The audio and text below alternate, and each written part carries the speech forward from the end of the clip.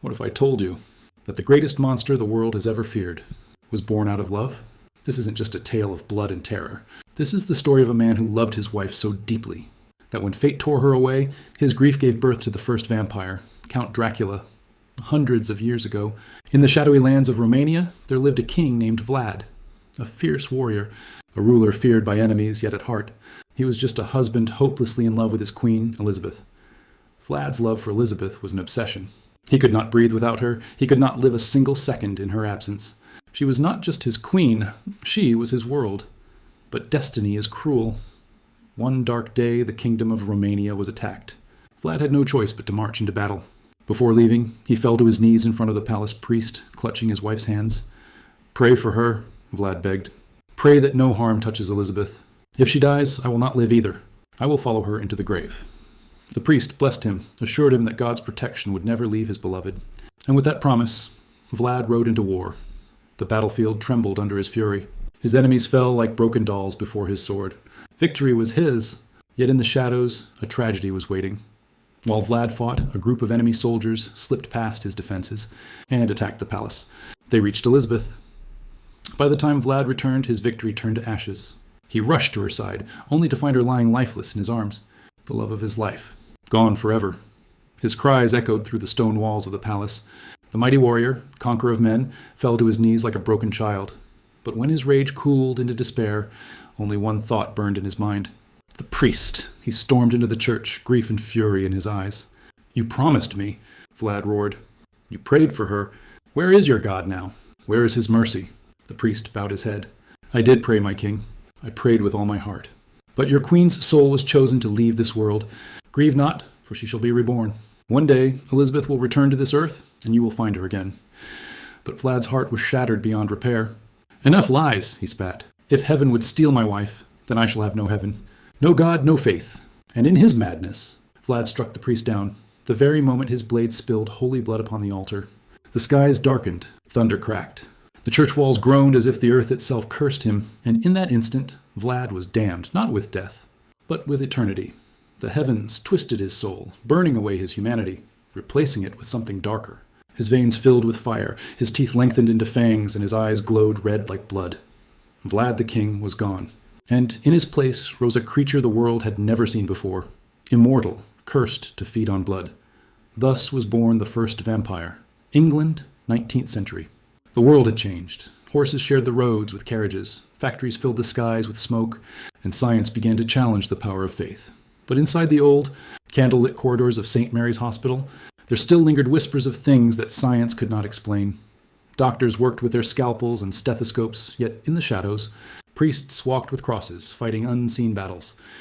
One such priest was Father Marcus, a man weathered by age, but sharp with wisdom. He carried secrets in his eyes, secrets of legends, curses, and monsters people dismissed as fairy tales, and tonight, those secrets would come crawling back to life. Among the patients was a young woman named Maria Whitlock. She was quiet, almost ghost-like, with pale skin and deep, sorrowful eyes. She spoke little, and when she did, it was often in riddles. Nurses whispered that Maria was cursed. Some said she had visions. Others swore she spoke to spirits. One night, as the storm howled outside and thunder rattled the hospital windows, Maria sat upright in her bed. Her hands trembled as if invisible chains were pulling her. Her roommate, frightened, called for help. And that's when Father Marcus entered the room, carrying his worn Bible.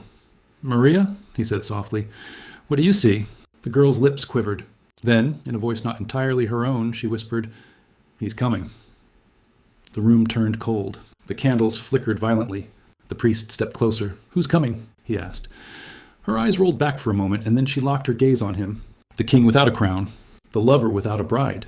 The man damned by heaven itself. He has crossed oceans for her. For his beloved. For his Mina. The name struck him like lightning. Mina. He had read the forbidden scriptures. He had studied the legends. And he knew exactly what this meant. "No," he whispered under his breath. "It cannot be, not him." "Not again." Maria's voice grew darker, deeper, like a second soul spoke through her. "He is hunger. He is eternal. And he will not stop until she is his." Again, the nurse clutched her rosary. The priest pressed the cross against Maria's forehead, reciting prayers. Her body convulsed, shrieking in pain, until finally she collapsed back into her bed, gasping for air. The silence that followed was heavier than death itself.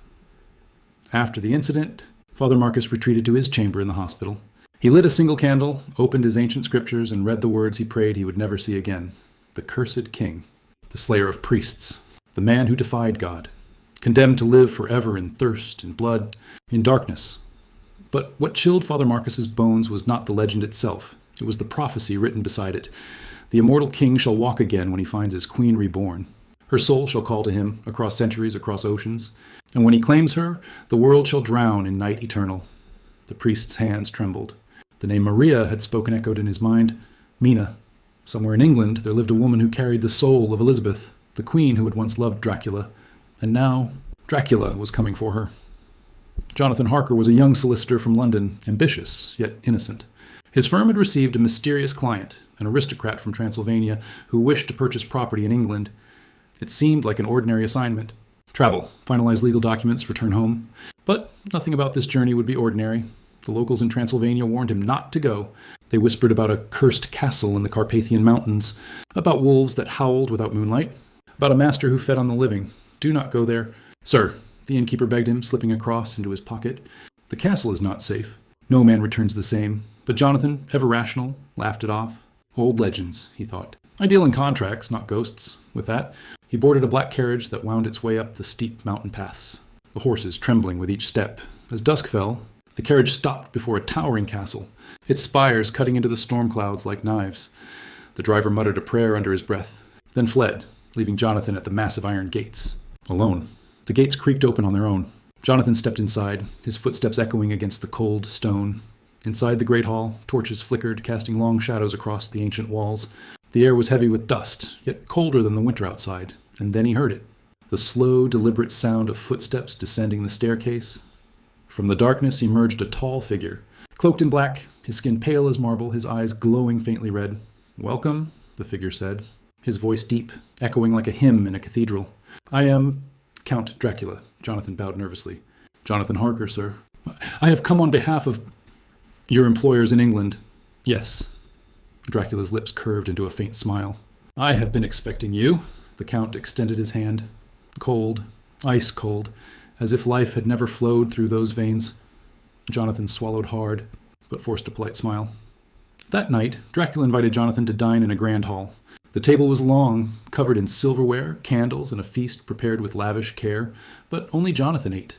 The Count merely watched. Forgive me, Dracula said, his eyes locked on him. I have certain tastes that ordinary men cannot share. Jonathan forced a laugh, cutting into the roasted meat on his plate. Of course, my lord, to each his own. But every time he looked up, Dracula was staring, not at his face, not at his hands, at his throat. Days passed. Jonathan explored the castle, working on the documents for the Count's new property in England, but unease gnawed at him. The mirrors in his room reflected nothing when Dracula entered. The castle's halls seemed to change at night, doors that once opened now locked tight. And sometimes, in the dead of night, Jonathan swore he heard whispers, soft, feminine voices calling his name from the shadows. One evening, as he wandered the west wing, he found a locked door slightly ajar. Inside, he glimpsed 3 women, beautiful, pale, their eyes glowing like predators. They smiled at him, their voices like honey. Come closer, Jonathan. We've been waiting for you. Their beauty was intoxicating, almost hypnotic. He stepped forward, until suddenly the Count appeared behind him. Enough! Dracula's voice thundered, shaking the walls. The women hissed, retreating into the shadows. Jonathan spun around, terrified. But Dracula's face softened into a chilling smile. Forgive my brides. They are curious creatures. That night, Jonathan realized the truth. This was not a client. This was a predator. He pieced it together, the absence of a reflection, the cold skin, the blood-red eyes, the brides in the west wing. Dracula was no ordinary man. He was the monster the villagers had warned him about. The cursed king of the night, and Jonathan Harker was his prisoner. One evening, as thunder roared outside and the castle trembled with the storm, Dracula revealed his true intention. He stood by the window, staring out toward the west, his cloak billowing like wings. You see, Jonathan, England calls to me. Not for its lands, not for its wealth. But for her, Jonathan frowned. Her? Dracula turned, his eyes burning with an almost human sorrow. Her soul walks again. Reborn, my beloved Elizabeth. My Mina, Jonathan froze. Mina Murray, his fiancée. The woman waiting for him in London. The Count's lips curled into a haunting smile. She is mine, Jonathan. She always was. She always will be. And no power in heaven or hell will keep us apart again. Jonathan's heart raced. Now he understood. He was not here to finalize contracts. He was bait. He was nothing more than a stepping stone in Dracula's path back to Mina. And in that moment, Jonathan realized the truth he could no longer deny. He was trapped in the castle of the dead. And the dead had already marked his bride. In London, Mina Murray lived a simple, graceful life. She was engaged to Jonathan Harker, who had gone abroad on business. She taught children during the day, wrote letters at night, and waited patiently for her fiancé's return. But recently, her nights had changed. Every evening, when she closed her eyes, she found herself standing in a strange land. Ancient forests under crimson skies, a castle silhouetted against storms, and a man cloaked in shadows. In her dreams, she could feel his presence. His voice whispered her name with such tenderness it made her heart ache. Mina? It was not Jonathan's voice. It was deeper, older, broken by sorrow, and yet it felt familiar, almost as if she had known him long before she was even born. One evening, Mina visited her friend Lucy Westenra at her estate. While exploring the study, she noticed an old, dusty book of Eastern European history. Flipping through its pages, her eyes froze. There, painted centuries ago, was a portrait of a king, Vlad Dracula. Her breath caught in her chest. The eyes, the face. The sorrow etched into his features. It was the man from her dreams. She dropped the book, trembling. No, this cannot be. But deep down, she knew it was true. Far away, in the Carpathian castle, Dracula stood alone in the crypt where Elizabeth's coffin once lay. The centuries had not dulled his grief. He knelt beside the empty casket, his hand resting on the stone, his voice a broken whisper. Elizabeth, my love, they told me souls are reborn, that the wheel of life turns again, and now I have seen her, I have felt her. He closed his eyes, remembering the warmth of Elizabeth's laughter, the touch of her hands. But when he opened them, his fangs glistened in the torchlight. I am no longer a man. I am cursed. Yet even in damnation I will not lose you. Not again. Rising, he spread his arms wide, his cloak flowing like wings. He looked toward the west, toward England. My bride walks again, and nothing, no priest, no god, no mortal, shall keep her from me. The wolves howled in answer, as if the night itself obeyed his vow. That very night in London, Mina awoke with a gasp, clutching her chest. She had dreamed again, only this time it felt real. In her dream, the shadowed man had touched her hand, and she still felt the coldness lingering on her skin. She rushed to her mirror, staring at her reflection. Her face was pale, her eyes wide, her lips trembling. Why does he feel so familiar? She whispered. Her heart was torn in two. Jonathan's love was pure, kind, safe. But this was something else entirely. Dark, dangerous, eternal, and yet irresistible. Meanwhile, Father Marcus pieced the puzzle together. Mina was the soul Dracula sought. She was Elizabeth reborn, the key to the prophecy. He knew what would happen if Dracula claimed her. The immortal would rise to his full power, and the world would be swallowed by eternal night. Marcus hurried to warn her, but when he reached her home, he froze. Through the window he saw Mina asleep, whispering in her dreams, whispering a name. Dracula. That night, as thunder rolled across the English skies, Mina walked in her dream again. This time, inside the castle, she found herself in a candlelit chamber surrounded by stone walls. And there, at the far end, stood Dracula himself. His eyes glowed with both hunger and sorrow. He stepped forward, his voice trembling. Elizabeth, Mina gasped. My name is Mina, but he only smiled sadly. No, your soul knows me. You feel it, don't you? Across time, across death, you are mine. Tears welled in Mina's eyes. She didn't know why, but part of her wanted to believe him. When he reached for her hand, she did not pull away. His touch was icy, yet her heart burned with a strange, forbidden longing. But then she awoke. At that same moment, aboard a ship drifting into London harbor, one of the crates cracked open. From within, a pale hand pushed through the soil. The Count had arrived, and the city had no idea that the greatest love story ever told was about to become its greatest nightmare. The morning London awoke to the wreck at Whitby Harbor. Rumors spread faster than fire. A massive ship had drifted ashore in the night, its sails torn, its crew gone. Not a single man alive remained aboard. Fishermen whispered of shadows moving across the deck, of screams swallowed by the storm. Some swore they saw a figure leap from the vessel and vanish into the mist, but when the authorities inspected the cargo, they found only crates of soil marked with strange symbols, soil from Transylvania.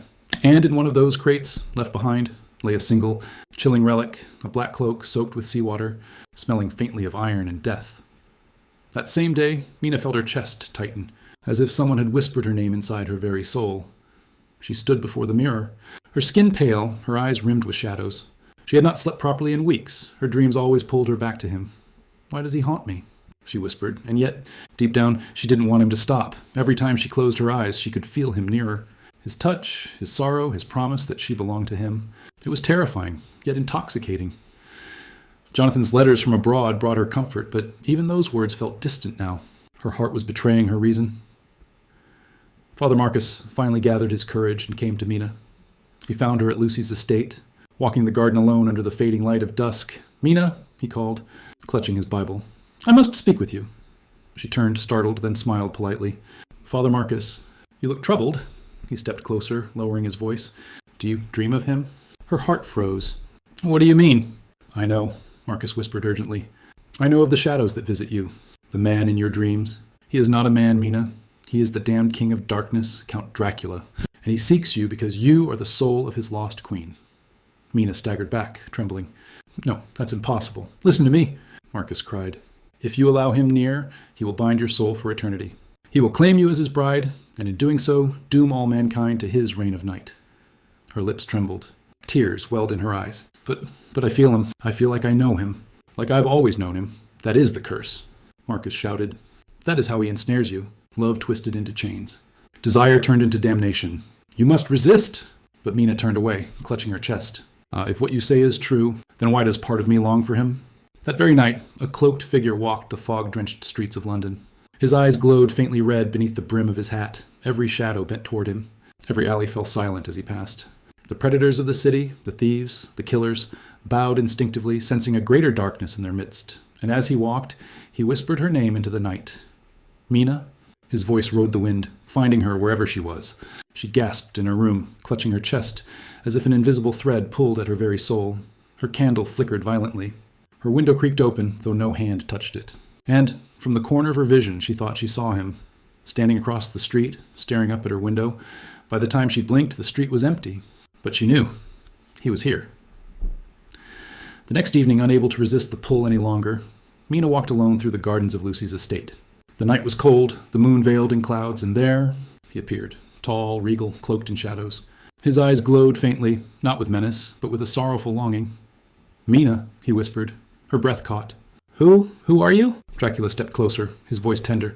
"You know who I am. You have always known," she trembled. Every part of her screamed to run, and yet her feet would not move. His presence was overwhelming, magnetic, irresistible. "You are not her," he said softly, brushing a strand of hair from her face. "And yet you are. My Elizabeth. My love reborn." Tears filled her eyes. "I'm engaged. I love Jonathan." His expression darkened, but not with rage, with grief. "A mortal love, fragile, passing. I offer you forever." Mina shook her head, trembling. "Forever is a curse." Dracula leaned closer, his cold breath on her skin. "No, my love, forever is the only truth." Suddenly, a voice shattered the moment. "Stay back, demon!" Father Marcus emerged from the shadows, raising his cross high. The crucifix glowed faintly in the moonlight. Dracula hissed, his eyes blazing red, fangs glinting. Shadows surged around him like wings. Mina cried out, torn between them. The man who claimed her soul, and the priest who swore to protect it. "Run, Mina!" Marcus shouted. "He will destroy you." But deep inside her heart, Mina was no longer certain which was worse, being destroyed by him or living without him. Thunder tore the skies apart as Dracula carried Mina through the ancient forests of Romania. The branches bowed as though even nature feared his presence. At last, he reached his castle, the place where it had all begun centuries ago. Mina gazed at the looming towers. Something inside her stirred, a memory that was not hers, yet felt like it belonged. "This place," she whispered, her voice trembling. "Why does it feel like home?" Dracula's crimson eyes softened. "Because it is. Because you have walked these halls before, as my queen. You are mine, Mina. You have always been mine." He set her down gently upon the cold marble of the grand hall. Candles lit themselves along the walls as if the castle itself was welcoming back its queen. Dracula knelt before her. 400 years I have wandered. Through blood, through fire, through endless nights of hunger. All for you. Do you not feel it? The echo of what we once were?" Mina's eyes filled with tears. She wanted to deny it. She wanted to scream that she belonged to Jonathan. But every heartbeat, every breath betrayed her. She did feel it, the ache, the connection, the shadow of a love older than her very soul. And when Dracula reached for her hand, she did not pull away. "Be mine again," he whispered. "Let me give you eternity. Let us never be parted again." But fate was not finished with them. At that very hour, Jonathan, tattered, exhausted, but alive, arrived at the castle with Father Marcus and Prince Henry's soldiers. Their torches pierced the night as the army prepared for war. Jonathan's heart pounded as he stared at the castle gates. "Mina is in there," he gasped. We must save her. Father Marcus's voice was grave. We are not just saving her. We are saving humanity. Kill Dracula, and his curse dies with him. Every vampire he created will turn to dust. This ends tonight. The soldiers readied their weapons, their silver-tipped spears gleaming. The hunt for Dracula's soul had begun. Inside the castle, Mina's head swirled. She could hear them, the shouts, the clash of steel outside. They're here for me, she whispered. Dracula's expression darkened. No, they are here for us. They wish to tear you away again. I will not let them. He pulled her closer, his voice breaking with desperation. Choose, Mina. Choose me, and I will give you the night itself. Power, beauty, eternity. We will reign together. No priest, no soldier, no god will separate us. Her lips trembled. Tears streamed down her face. I love Jonathan, but when I look at you, her voice cracked. It feels like my soul remembers something my mind does not. And I am so afraid of losing you. Dracula cupped her face tenderly. Then don't lose me. Be mine forever. The gates burst open with a thunderous crash. Soldiers stormed inside, torches blazing. Father Marcus raised his cross, its light cutting through the darkness. Dracula, by God's name, your reign of shadows ends tonight. Dracula rose slowly, his cape unfurling like wings of night. His voice boomed through the hall. You bring armies to my home, priest? You bring fire and steel? Then let them burn. With a sweep of his hand, shadows erupted from the walls, his vampire thralls. The soldiers screamed as pale figures with blood-red eyes descended, tearing into flesh. The hall became a battlefield. Jonathan fought his way through, calling out, Mina! Hold on, I'm coming. Dracula roared, striking down soldiers as if they were mere insects. He was a storm of teeth and claws, his fury unstoppable. But Father Marcus pushed forward, holding his cross high. Dracula, if you love her, then prove it, he shouted. The vampire king froze, his claws inches from Jonathan's throat. Marcus's voice rang through the chaos. You claim to love her, yet you curse her with eternal damnation. If you truly love her, set her free. End yourself and free her soul, Mina gasped, her heart breaking. No, don't listen. But Dracula's eyes wavered. His chest heaved with torment. He looked at Mina, the only light in his endless night. Could he really condemn her to his curse? To a life of hunger and darkness? His hands trembled. For the first time in centuries, Count Dracula felt the sting of doubt. Dracula turned to her, his voice trembling. My love, my Elizabeth, forgive me, Mina sobbed, clutching his arms. No, please, don't leave me again. But he only smiled sadly, pressing his forehead against hers. You gave me a reason to endure the curse, and you give me the strength to end it. He pulled away, baring his chest. Do it, priest. Father Marcus, tears in his own eyes, raised the holy stake.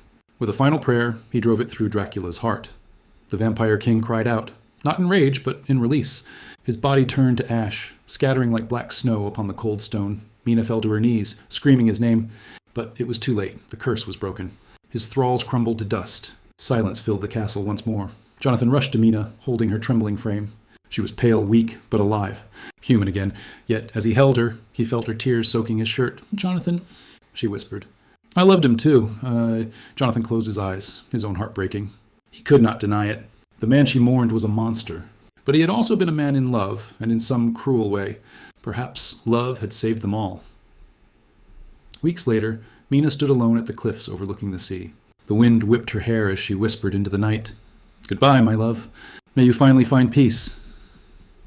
And for just a moment, she swore she felt a hand brush against her cheek, a whisper carried by the wind.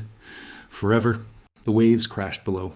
The night fell silent, and the story of Dracula came to an end.